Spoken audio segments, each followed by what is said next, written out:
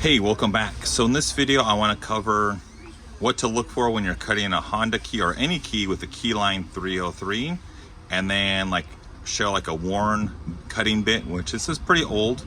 It's a couple months old, heavily used. I guess the before and the after of what is the telltale sign of you got to change it. So when you use the Keyline 303, you're going to know the sound, the feel, but then also you're going to see how the cut and the shavings happen. So let's go ahead and jump into this. I'm just using a standard Honda shell and a pre-cut Honda test key for my Gymkhana. So let's go ahead and let's just use this as an example test key. Put that in there and put in this test key. Tighten. Cool, so let's go ahead and do this. So click the red button to calibrate, pull this down, green, green, green, cool. And let's go ahead and cut. I'm gonna cut one side and then we'll examine it. So,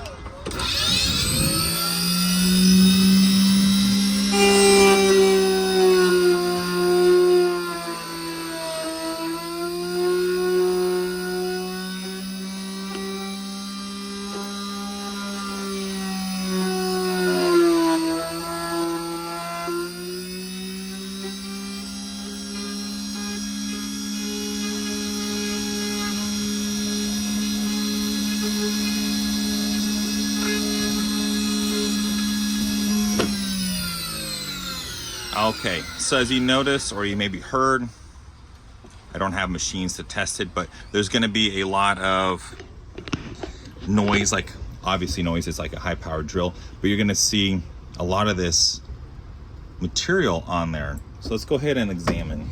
So if we shake off any sort of loose material, we're still gonna have, it zooms in.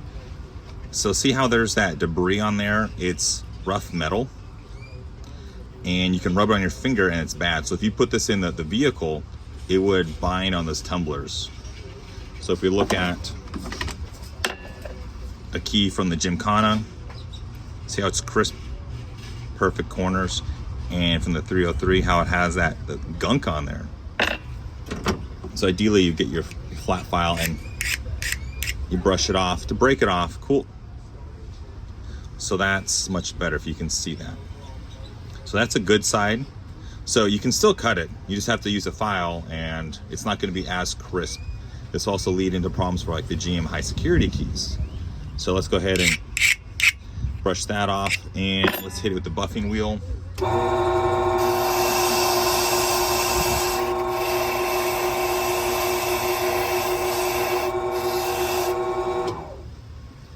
Okay, so with the buffing wheel, the key is 100%. But if you think about it, you're spending a little extra time and it could lead to miscuts or extra wear on your machines. So let's go ahead and flip it over and simple. So let's go ahead and clean that stuff out. Okay, cool. And then we'll have the keys down here and let's go ahead and open this up. So in here I have my 2mm bits, my tip stops, cut plates, 3 mils, and 2.5 mil. Always have extra cutting bits and tracers. So let's go ahead and we're gonna just replace the tracer. And if you're curious or if it's stuck, I do have videos I'll put in the description below on how to change this if it's stuck because of rust or corrosion because of the elements. So I'm just going to grab another one and let's identify this. Okay, cool. It's another cutting bit. So I'm just going to stick that there for now. I'm going to put everything back nice and clean as much as I can. There, there, there, and there. Cool. And slide it under. Cool. So now we're going to need, let's go ahead and adjust. Down here, we're going to need that Allen key. Use your Allen key. And I'm just going to put this in here and twist and come out and pull this out. And again, if this is stuck in there because of rust or elements or anything, let me know, or actually just look in the description and we can have a video on that. So let's go ahead and take that out. Let's grab the new one. And as you can see, it looks all nice and shiny. Let's go ahead and slide that back up in there. And try not to touch the tip, it's very sharp. I'm just going to like press on the sides, hold as much as I can upward, tighten, tighten, and just hand tight a little extra. Cool, done. Let's put the Allen key back. Let's put the messed up worn bit back in there just for now. And we'll stick that on the table. So now what we need to do is we need to calibrate and check it and prep it before we put the keys in. So go ahead, hit the red button, calibrate. And we're just gonna check here and here and here and here. Basically the face plates, that's it, nothing crazy. Red button, and let's go ahead and pull down on the far over here. Okay, we gotta adjust up here. Let me,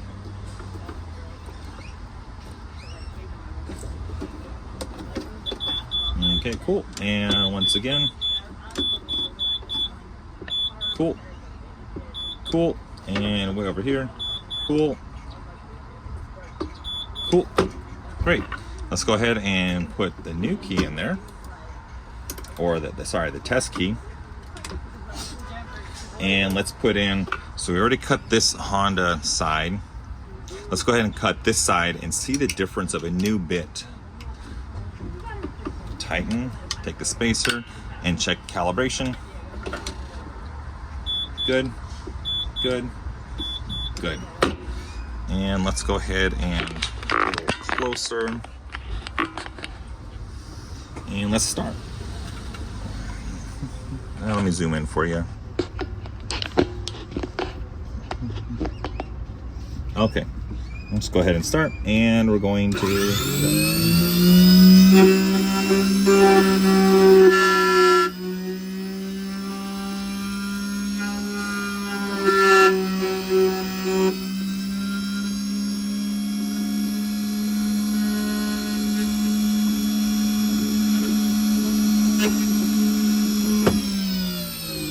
Okay, great.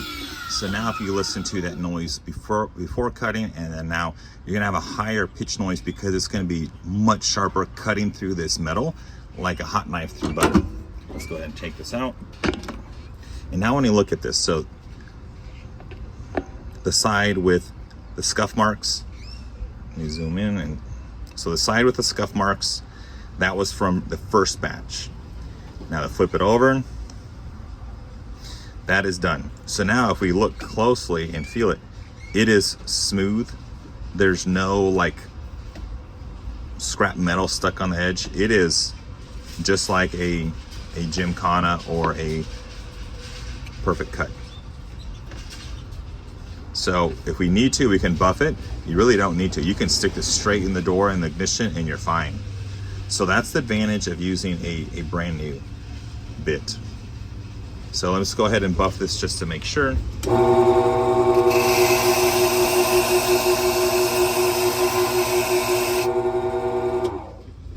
So looking at this, what I did is I buffed one side, as you can see.